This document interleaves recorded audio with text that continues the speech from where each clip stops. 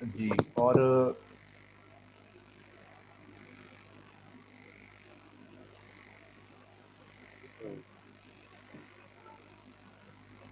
जी सलमान, आपको आवाज आ रही है?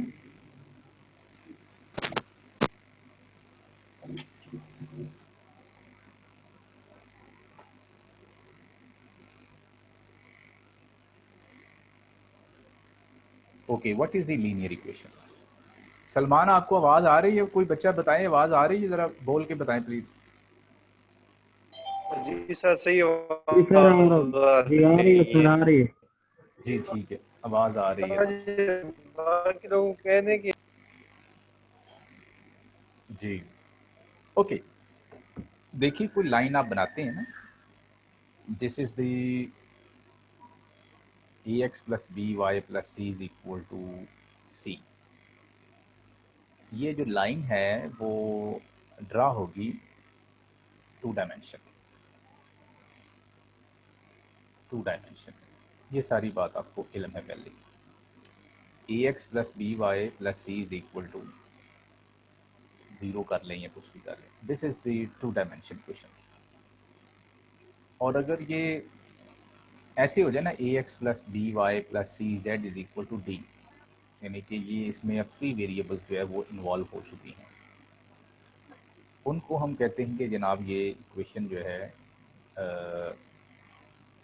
आर क्यूब में बनेगी, लाइन आर क्यूब की है।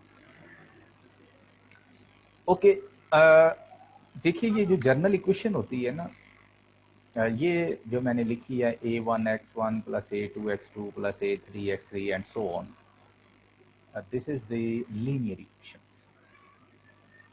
एक ही मैंने लिखी है, इसके नीचे भी आप बहुत सारी लिख सकते हैं। और ये अभी हम डिस्कशन करते हैं बी क्या चीज़ है। ओके, इसमें एक दो तीन चीज़ें बड़ी ज़्यादा ज़रूरी हैं कि एक तो बात ये है कि यहाँ पे लीनियर इक्वेशन में कोई पावर नहीं आएगी। मतलब अगर कोई टर्म एक्स स्क्वायर वाली है, फॉर एग्जांपल मैं लिखता हूँ एक इक्वेशन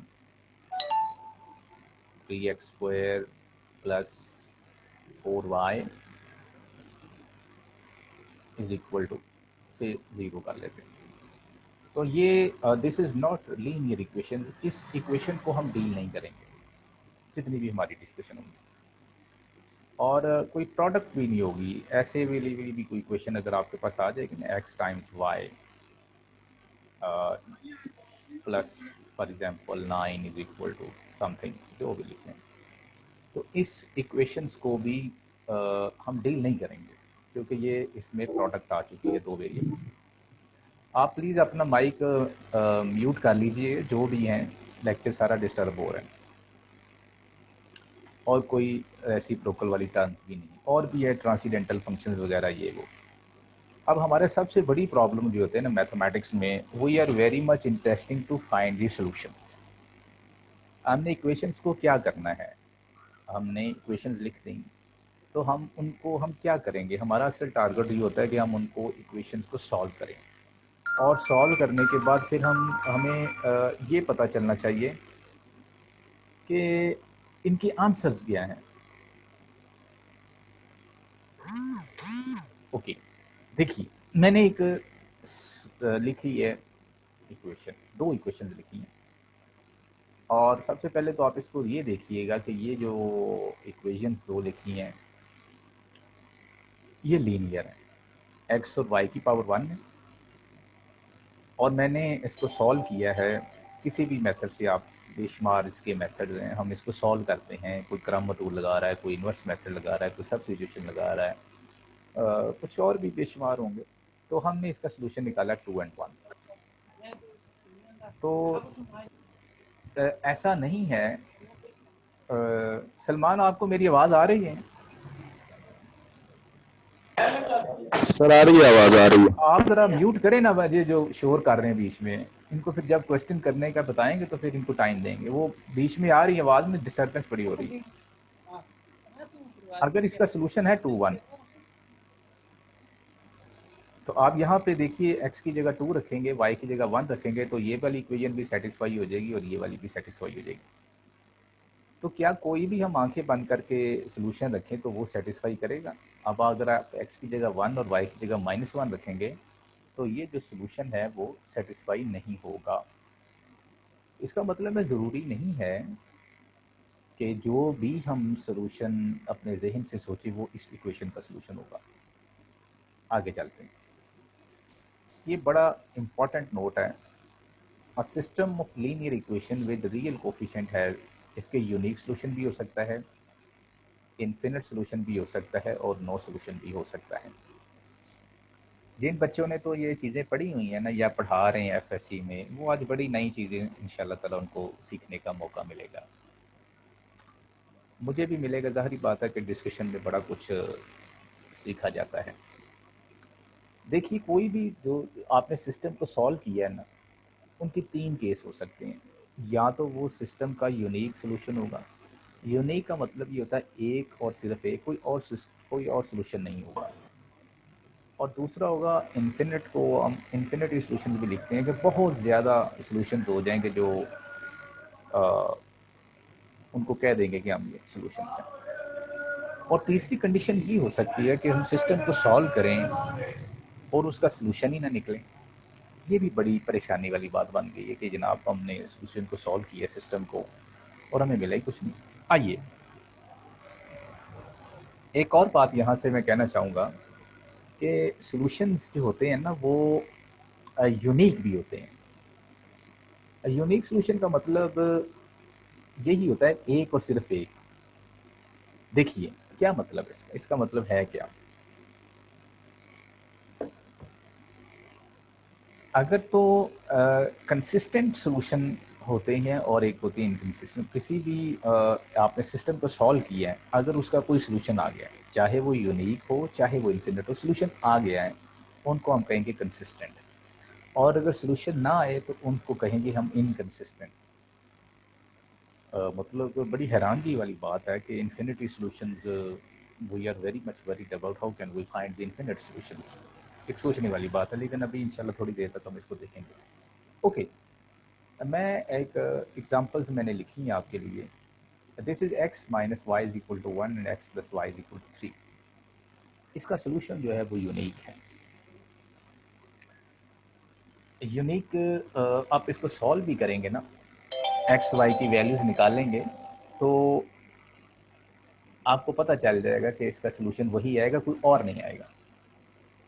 इसमें एक और बड़ी खूबसूरत बात ये है कि इसका जो डिटर्मिनेंट है वो ज़ीरो। आप हैरान परेशान हो जाएंगे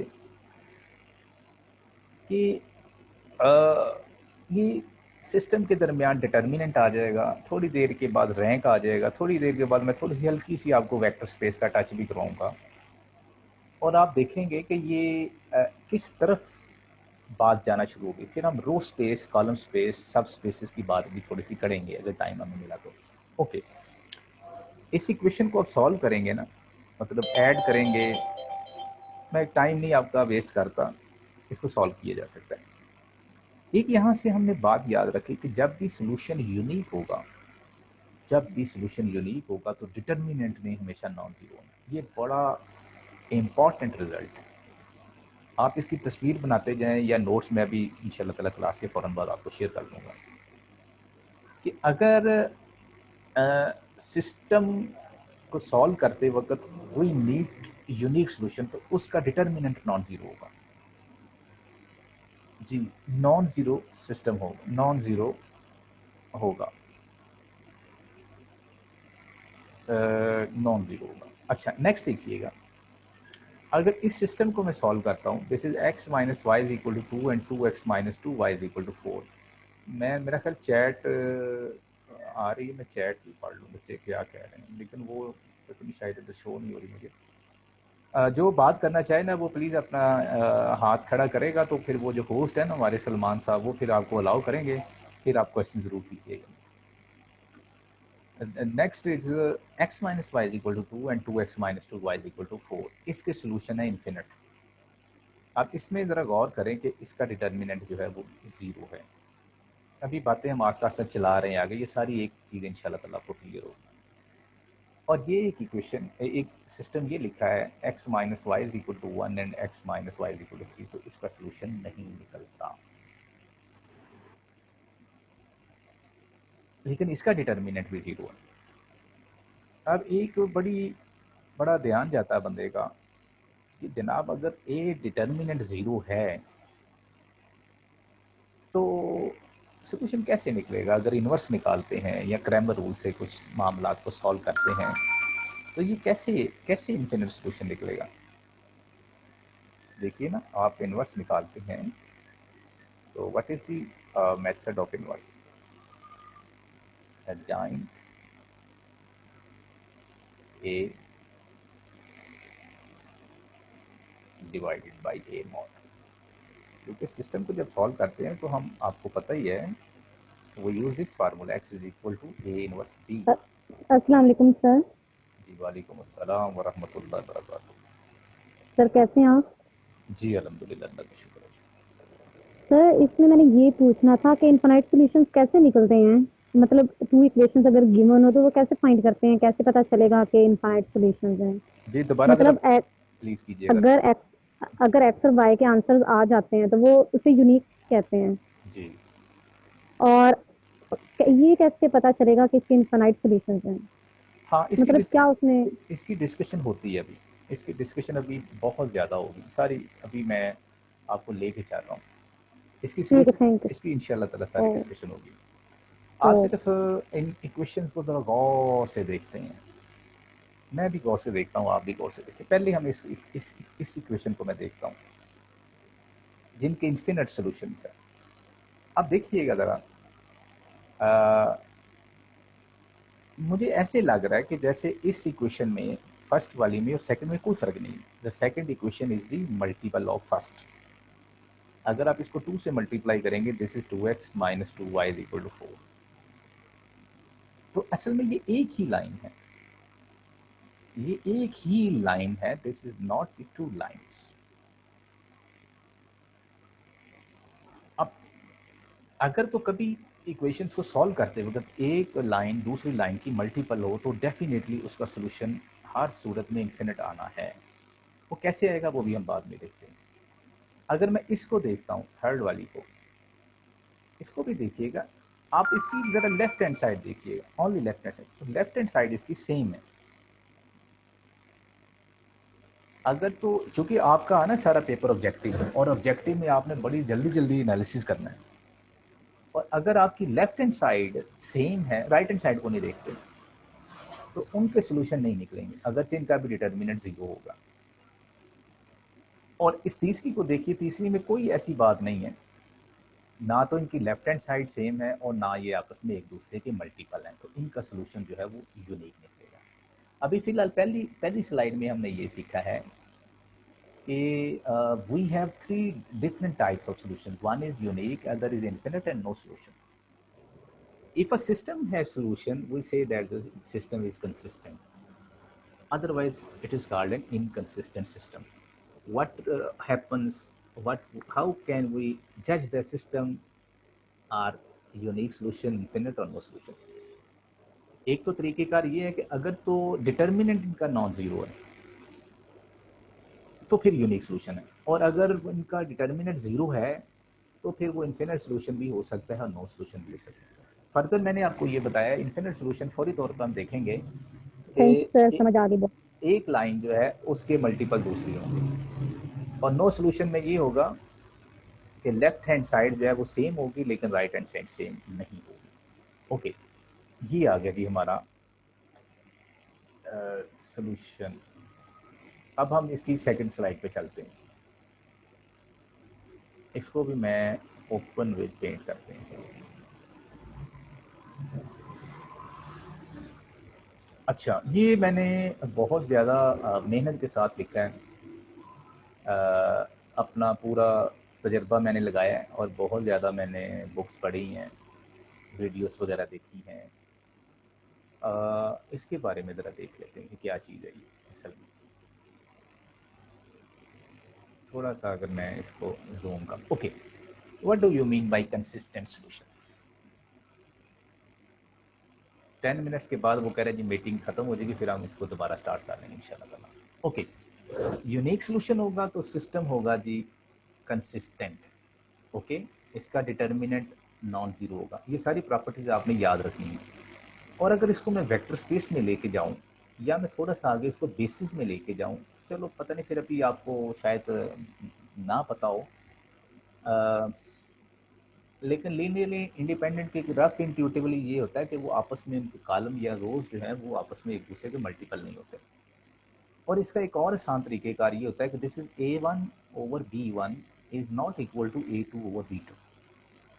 साल के तौर पे ये इसकी पहली बात ये है कि दिस इज A1, अगर आप इस तरह भी गेस करना चाहें A1 over B1 this is not equal to A2 divided by B2। ये है। कैसे पता चला ये देखिए ज़रा, look at this equation. x over x, इसका कोफिशिएंट 1 है, इसका कोफिशिएंट 1 है, तो 1 over 1 is never equal to minus 1 over 1। इसको फौरी तौर पे ही आप देख के बता सकते हैं कि ये इसका इस सिस्टम का जो सोल्यूशन है वो यूनिक होगा। अच्छा जी, इसको भी देख लें आप, ये दिस इज 3/4 है, दिस इज -1। यूनिक सोल्यूशन से मुराद हम ये लेते हैं कि अगर आप इसको प्लॉट करते हैं ना, तो ये जस्ट एक ही लाइन, एक पॉइंट ऑफ इंटरसेक्शन का होगा। This is the unique solution. ये मैंने यहाँ पे बना दी। लाइंस में इंटरसेक्ट वन पॉइंट, लाइंस हमेशा जो हैं वो एक दूसरे को वन पॉइंट पे कट करें। सेकंड, इसको स्लोप के तौर पे भी देखा जा सकता है। जैसे आपकी एनालिसिस है, तो आपको बेशुमार मेथड बता दिए गए, इनकी स्लोप आपस में इक्वल नहीं होगी। देखिए, अगर स्लोप इक्वल हो जाती है तो लाइन हो जाती है पैरेलल, तो पैरेलल होंगी तो कभी आपस में इंटरसेक्शन नहीं होगी। और ये भी मैंने बताया कि ये मल्टीपल भी नहीं होंगे, मल्टीपल होंगे तो फिर बात एक हो जाएगी। नेक्स्ट है what is the infinite solution. Infinite solution को भी कंसिस्टेंट सोल्यूशन कहते हैं, क्योंकि सोल्यूशन तो आया है, लेकिन इसमें डिटर्मिनेंट आपका जीरो होगा। ये मल्टीपल्स होंगे या लीनियरली डिपेंडेंट होंगे। आप देखिए, ये जो सेकंड इक्वेशन है वो मल्टीपल है 2 का, इसको देखिए ये भी इसी तरह ही है। इसकी एक आसान तरीन पहचान का तरीक़ेकार ये है, अगर किसी भी चक्कर में नहीं पड़े तो आप देखें इसका कोफिशिएंट हो जाएगा 1/2, this is 1/2 and third one is also 1/2, तो तमाम चीज़ें इसमें एक सेम है। देखिए, इनके सोल्यूशन जो होते हैं ना, वो इन्फिनिट सोल्यूशन का मतलब है कि यहाँ पे भी सोल्यूशन आ गया, यहाँ पे भी सोल्यूशन आ गया, यहाँ पे भी सोल्यूशन आ गया, यहाँ पे भी सोल्यूशन आ गया, यहाँ पे भी। उसकी वजह ये है कि लाइन ये है ना, उसके मल्टीपल्स हैं। द लाइन में coincide in fact many point of intersection या multiple of the first line होगा। अच्छा, नो सोल्यूशन में देखिए, नो सोल्यूशन का मतलब है कि आपका इनकंसिस्टेंट सोल्यूशन सिस्टम होगा, इसका भी डिटर्मिनेंट जीरो होगा, ये भी लीनियर इंडिपेंडेंट होंगे। और यहाँ पे ये देखें A1 over B1 is equal to A2 over B2, यानी कि सिर्फ और सिर्फ इसकी जो लेफ्ट हैंड साइड है वो मल्टीपल होगी। ये देखिए, अगर हम इन दोनों को देखें, 3 times 2 is 6 and 2 times 2 is 4, तो ये जनाब हमारी नो सोल्यूशन वाला केस होगा। अगर आप इनको स्लोप में देखें तो ये दोनों लाइंस आपस में पैरेलल हैं। अगर ये पैरेलल हैं तो मैं क्या इनके दरमियान इंटरसेक्शन फाइंड कर सकता हूँ? इनका कोई सोल्यूशन ही नहीं, तो दिस इज नॉट सोल्यूशन। अगर थोड़ी सी मैं बड़ी बात करूं, जैसे मुझे अभी बेस बना रहा था तो मुझे नहीं शायद करनी चाहिए। कुछ लोगों को जिनको पता है कि मैंने ये rank of A is not equal to rank of A B है, तो देखिए रैंक इसका ए का जो है वो 2 है और रैंक ए बी का 3 जो है। अगर रैंक आपका ए और रैंक ऑफ ए बी मैं नहीं लिख रहा अभी, वो हम अगली स्लाइड में देखेंगे, तो यहाँ से भी आप देख ऐसा सिस्टम अगर आपके पास आ जाए ना, तो देखिए this is 0x plus 0y plus 0z is equal to 1। तो क्या 0 1 के इक्वल होता है? कभी भी इक्वल नहीं होता। तो इस तरह भी वो कोई आपको मैट्रिसेस की फॉर्म में दे सकता है और वो पूछ सकता है कि जनाब ये बताएं कि ये क्या कहानी है। ये सारी बातें हमारी हो गई सोल्यूशन से रिलेटेड, सोल्यूशन से रिलेटेड हो गई बातें। अब हम अगली स्लाइड पे चलते हैं। ये बहुत ज़्यादा जो है ना वो समझ लें कि जान है इसकी होमोजीनियस सिस्टम। दो तरह के सिस्टम्स होते हैं जिनको हम डील करते हैं। One is called the homogeneous system and second is called the non homogeneous system. पहले हम बात करते हैं होमोजीनियस सिस्टम क्या होता है। ये आवाज़ अपनी प्लीज़ देखिए, माइक प्लीज़ म्यूट कीजिएगा आप।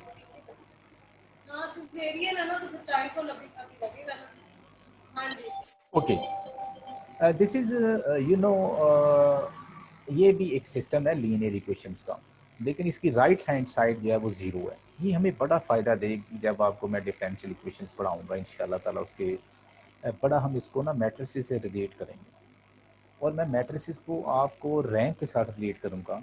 फिर हम इनर प्रोडक्ट स्पेस पढ़ेंगे, उसके साथ बड़ा इसका रिलेशन है। फिर आप हैरान होंगे कि लीनियर ट्रांसफॉर्मेशन और मैट्रिसेस बात एक ही है, यानी कि इतना का मैट्रिसेस इस्तेमाल होता है। देखिए इसको किस तरह लिखेंगे, ये इसके मैंने कोफिशेंट लिख ली ए के, this is x and this is B zero. A x is equal to zero हो गया, this is called the homogeneous system. और होमोजेनियस सिस्टम जो होता है ना, वो आप हमेशा याद रखें वो कंसिस्टेंट होता है, उसका हर सूरत में सोल्यूशन निकलना है। ऐसा नहीं हो सकता कि होमोजेनियस सिस्टम को हम सॉल्व कर रहे हैं और हमारा सोल्यूशन ही ना निकले। अब वो कौन कौन से सोल्यूशन हो सकते हैं देखिए। अगर तो एक तो सोल्यूशन होगा ट्रिवियल, वो डेफिनेटली अगर यहाँ पे आप इक्वेशन में 0 0 डाल देते हैं तो ये सारा सिस्टम जो है वो सेटिस्फाई हो जाएगा। अगर तो 0 0 होगा तो उसे कहेंगे ट्रिवियल सोल्यूशन।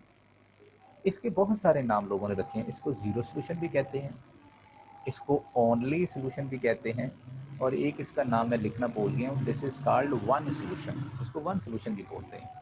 तो किसी भी तरीके से वो पेपर में आपसे पूछ सकते हैं कि जनाब ये बताएं कैसा सोल्यूशन है और कैसा सोल्यूशन नहीं है। जी, इसकी प्रॉपर्टीज़ और हम ज़रा पढ़ते हैं कि ट्रिवियल ग्रुप ट्रिवियल सोल्यूशन हो सकता है, ज़ीरो ओनली या यूनिक सोल्यूशन हो सकता है। एक और इसकी खूबसूरती ये है कि इसका डिटर्मिनेंट ज़ीरो नहीं होगा। मैंने आपको पहले भी बताया था, जब भी कभी भी आप सिस्टम को सॉल्व कर रहे हैं उसका डिटर्मिनेंट ज़ीरो नहीं है, तो फिर हम देखेंगे उसका जो है वो यूनिक सोल्यूशन होगा। अगली बात ये है कि जो अगर इसको रैंक में देखेंगे तो उसमें रैंक ऑफ ए जो है वो नंबर ऑफ वेरिएबल्स के इक्वल हो जाएगा। इसकी बात हम अभी करेंगे। तो चूंकि ये बड़ा इम्पॉर्टेंट डिस्कशन है, आपको पता होमोजेनियस सिस्टम जो होता है ना, वो ऑलवेज ओरिजिन में से पास करता है। तो ये मैंने दो लाइंस बनाई है, एक y is equal to x बनाई है और एक y is equal to minus x बनाई है। तो आप इसको सॉल्व करेंगे तो ये हमेशा आपको यूनिक सोल्यूशन देगा।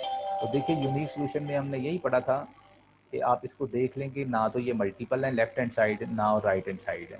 तो ये इसकी कंडीशन सारी मैंने लिख ली है। अब हम दूसरी तरफ चलते हैं कि इनकी कंडीशंस क्या हैं नॉन ट्रिवियल सॉल्यूशंस की। नॉन ट्रिवियल सॉल्यूशन को इन्फिनिट सॉल्यूशंस भी कहते हैं, मैनी सॉल्यूशंस भी कहते हैं। इसका डिटर्मिनेंट ज़ीरो नहीं होगा, इनके रैंक जो है वो ऑलवेज वेरिएबल से कम होंगे, इनकी इक्वेशंस नंबर ऑफ इक्वेशंस जो है वो वेरिएबल से कम होंगी, और ये भी ओरिजिन में से ही पास करेगा, और ये सारे इन्फिनिट सॉल्यूशन निकाले हुए हैं। ये आगे की बात आपकी सारी। अब हम चलते हैं नेक्स्ट स्लाइड पे। This is the very interesting case, non homogeneous system. Non homogeneous system में दो बातें याद रखनी है, सोल्यूशन आपका एग्जिस्ट कर भी सकता है और सोल्यूशन आपका एग्जिस्ट नहीं करेगा। ए एक्स इज इक्वल टू, ये वेक्टर्स ही हैं, मैट्रिसेस जो है वो सारे वेक्टर्स ही होते हैं, ये आपको पता है। अगर नहीं पता तो फिर आप इसको देखिएगा जब हम आपको इंशाल्लाह ताला वो पढ़ाएंगे ना मैट्रिसेस वगैरह, तो आपको पता चल जाएगा मैट्रिसेस और वेक्टर एक ही चीज़ होती है, कोई फ़र्क नहीं। फिर सब्सक्रिप्ट का फ़र्क है, वो रो वेक्टर या कॉलम वेक्टर में सारी बातें एक ही। ओके, पहली बात यह है कि सोल्यूशन कब एग्जिस्ट नहीं करेगा। सोल्यूशन अगर तो आप ये प्रूफ कर दें A1/A2 is not equal to B1/B2, वही जो मैंने आपको लाइन बताई थी शुरू में, तो सोल्यूशन नहीं आएगा। अगर आप कहते हैं नहीं जी कुछ और तरीके से भी हमें देखना है, तो फिर देखिए आप उसका डिटर्मिनेंट फाइंड कर लें। एक तो डिटर्मिनेंट उसका ज़ीरो होगा, और दूसरा होगा उसका जो एडजॉइंट ऑफ ए वो बी से मल्टीप्लाई करेंगे वो नॉन ज़ीरो होगा। ये वो मेथड है जो थोड़ा कॉम्प्लिकेटेड है लेकिन पूछा जा सकता है ऑब्जेक्टिव में।